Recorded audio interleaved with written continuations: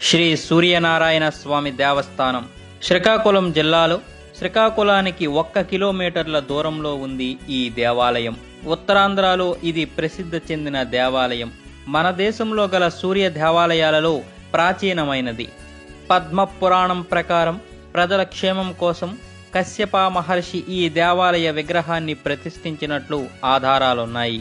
ఈ దేవాలయ నిర్మాణం కోసం ద్వాపర యుగంలో జరిగినట్లు ఆధారాలు కూడా లభిస్తున్నాయి. ఉషోదయ కిరణాలతో సమస్త జీవకోటిని నవచైతన్యంతో ఉంచుతున్న ఆ సూర్య భగవానుడికి నిత్య పూజలు జరుగుతున్న ఆలయం అరసవల్లి. ఈ ఆలయములో భాస్కరుణ్ణి పూజించిన వారికి అన్ని కష్టాలు తొలగి హర్షంతో వెళతారు కాబట్టి ఈ ఊరిని హర్షవల్లి అనేవారని, అదే క్రమేణా అరసవల్లిగా మారిందని ప్రతీతి. మహాభాస్కర క్షేత్రంగా పిలుస్తున్న ఈ ఆలయానికి ఎంతో ఘనమైన చరిత్ర ఉంది.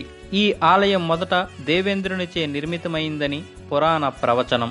చరిత్ర పుటలను తిరగేస్తే అరసవల్లిలోని శ్రీ సూర్య దేవాలయాన్ని కళింగ రాజ్య పాలకులు తూర్పు గంగరాజులలో ప్రముఖుడైన దేవేంద్రవర్మ 545లో నిర్మించినట్లు తెలుస్తుంది. ఆయన తరువాత అతని వారసుడు 1వ దేవేంద్రవర్మ సామాన్య శకం 648లో సూర్యగ్రహణ సమయాన ఆదిత్య విష్ణుచర్మ, భానుచర్మలనే బ్రాహ్మణులకు అరసవల్లితో పాటు మరికొన్ని గ్రామాలను దానం ఇచ్చినట్లు ఆలయ పరిసరాల్లోని శాసనాలు స్పష్టం చేస్తున్నాయి.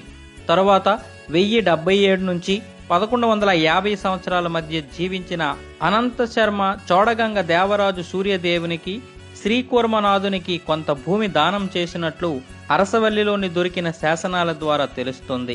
1609 నాటి శాసనములో అరసవల్లిలోని ఓ విద్యాలయం విద్యార్థులకు ఉచిత భోజన వసతితో పాటు చెరువు తవ్వకానికి భూదానం చేసినట్లు తెలిపారు. 1434లో తూర్పు గంగ వంశం అంతరించినంత వరకు ఆదిత్యుడికి నిత్య పూజలు కొనసాగించారు. అరసవల్లిలో సూర్య దేవాలయం నిర్మాణం గంగరాజుల్లో ఒకరైన దేవేంద్రవర్మ హయాంలో జరిగింది.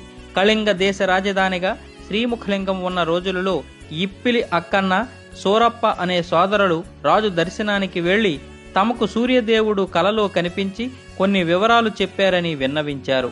ఆ సోదరుల దైవభక్తికి ఎంతో నమ్మకంతో వారిని అరసవల్లి సూర్య దేవాలయానికి అర్చకులుగా దేవేంద్రవర్మ నియమించినట్లు కొన్ని రచనల ఆధారంగా తెలుస్తోంది.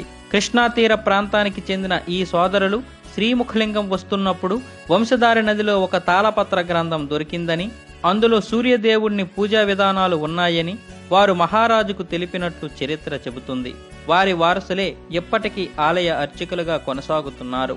గంగ వంశరాజుల తరువాత గజపతులు అరసవల్లితో పాటు ఉత్తరాంధ్ర ప్రాంతంలోని ఆలయాలను సంరక్షించారు. 1599లో హజరత్ కులీ కుతుబ్ షా శ్రీకూర్మం వరకు దండయాత్ర జరిపి అరసవల్లి ఆలయాన్ని ధ్వంసం చేసినట్టు సౌత్ ఇండియన్ ఇన్స్క్రిప్షన్స్ 5వ సంపుటం ఆధారంగా తెలుస్తోంది. 16వ శతాబ్దంలో ఈ ప్రాంతానికి నిజాం నవాబు సుబేదారుగా వచ్చిన షేర్ మహమ్మద్ ఖాన్ తానే ఈ ఆలయాన్ని ధ్వంసం చేసినట్లు ఒక శాసనంలో చెప్పుకున్నాడు. ఆయన వద్ద ఉద్యోగిగా ఉన్న సీతారామస్వామి అనే పండితుడు మహమ్మద్ ఖాన్ దండయాత్ర గురించి తెలుసుకొని ఆలయంలో మూల విరాట్ను ఒక బావిలో పడేశారు. 1778లో యలమంచిలి పుల్లాజీ అనే ఆయన ఆ బావిలో మూల విరాట్ను కనుక్కొని బయటికి తీసి ధ్వంసమైన ఆలయాన్ని పునర్నిర్మించి విగ్రహ ప్రతిష్ఠ చేశాడు. ఆ సమయానికి నల్లని గ్రానైట్ శిలతో రూపొందించిన మూల విరాట్ విగ్రహం తప్ప మరే అవశేషము మిగలలేదు. అలా కాలక్రమంలో ఇప్పలి జోగారావు ఆలయ ధర్మకర్తగా ఉన్న సమయంలో సావరకోట మండలం ఆలుదు గ్రామస్తులైన వరుదు బాబ్జీ దంపతులు ఆలయ వాస్తు నిర్మాణం దెబ్బతినకుండా గర్భగుడిపై విమానాన్ని పడగొట్టి దక్షిణాది పద్ధతిన కాకుండా వాడ్ర సాంప్రదాయంలో నిర్మించారు. వాడ్ర అంటే ఒరిస్సా. ఇక్కడ స్థల పురాణం తెలుసుకున్నట్లయితే కురుపాండవ యుద్ధంలో జరగబోయే బంధునాశనం చూడడం ఇష్టమలేక బలరాముడు తీర్థయాత్రలకు బయలుదేరాడు. వింధ్యా పర్వతాలు దాటి దండకారణ్యం అధిగమించి మాధవ వనములో పద్మనాభ పర్వత ప్రాంతంలో నివసించాడు. కరువు కాటకాలతో బాధపడుతున్న కళింగ ప్రజలు తమను ఈ బాధ నుండి విముక్తులను చేయవలసిందిగా బలరాముడిని ప్రార్థించారు. అతడు తన ఆయుధమైన హలము అంటే నాగలిని భూమిపై నాటి జలధార వచ్చినట్లుగా చేశాడు. బలరాముడి ఆయుధమైన నాగలి ద్వారా ఉద్భవించినది కాబట్టి ఈ నదికి నాగావళి అని పేరు వచ్చింది. దీనినే లాంగుల్య నది అని కూడా పిలుస్తారు. ఈ నాగావళి తీరములో బలరాముడు 5 విశిష్ట శివాలయాలను నిర్మించాడు. అందులో 4వది శ్రీకాకుళం పట్టణంలో వెలసిన ఉమారుద్ర కోటేశ్వర స్వామి ఆలయము. ఈ ఆలయాన్ని ప్రతిష్ఠించిన సమయంలో శ్రీ స్వామివారిని దేవతలందరూ కూడా దర్శించుకుని వెళ్లారు.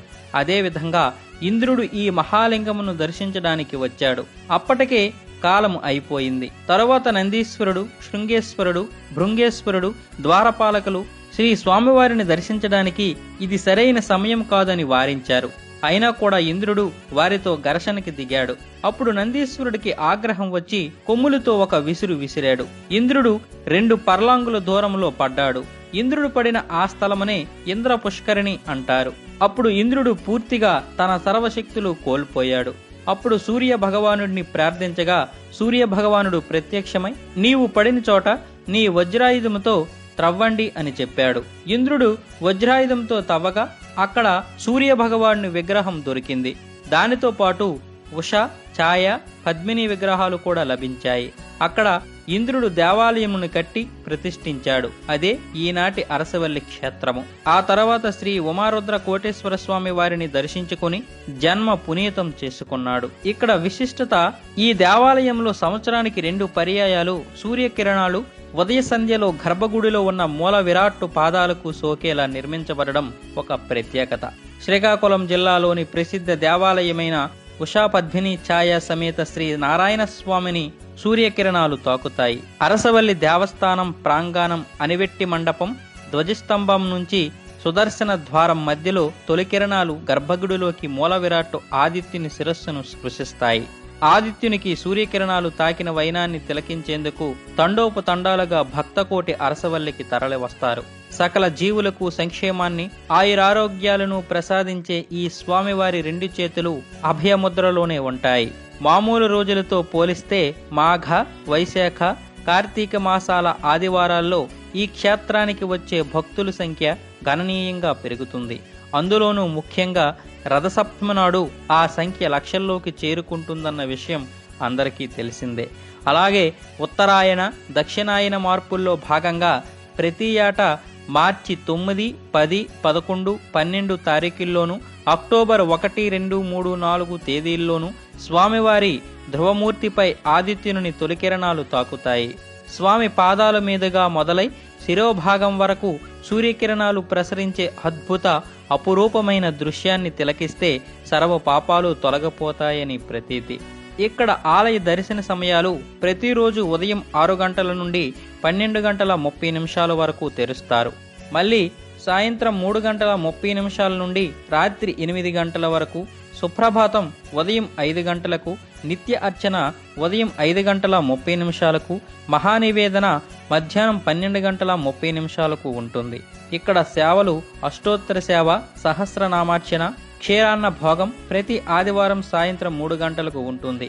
క్షీరాభిషేక సేవ, తిరువీధి సేవ, కళ్యాణ సేవ, సూర్య నమస్కారాలు ప్రతి ఆదివారం ఉదయం 6 గంటల నుండి మధ్యాహ్నం 12 గంటల వరకు ఉంటాయి. ఇక్కడ పండగలు, ఉత్సవాలు, రథసప్తమి, మహాశివరాత్రి, కళ్యాణోత్సవం, డోలోత్సవం వంటి పండగలు బాగా జరుపుతారు.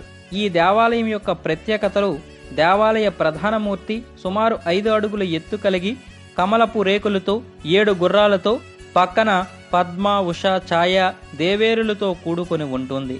విగ్రహ పాదాల వద్ద ద్వారపాలకులకు పింగళ దండులతో పాటు సనక సనందాది ఋషుల విగ్రహాలు ఉంటాయి. సూర్యరథం కిరణాలు కూడా చెక్కబడి ఉన్నాయి.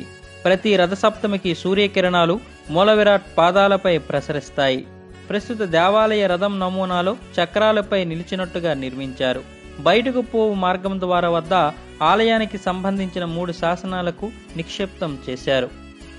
ఫ్రెండ్స్, ఈ వీడియో గనక మీకు నచ్చినట్లయితే లైక్ చేయండి, షేర్ చేయండి, కామెంట్ చేయండి. సబ్స్క్రైబ్ చేసుకోవడం మాత్రం మర్చిపోకండి. జై జవాన్, జై కిసాన్, జై భారత్, జై హింద్.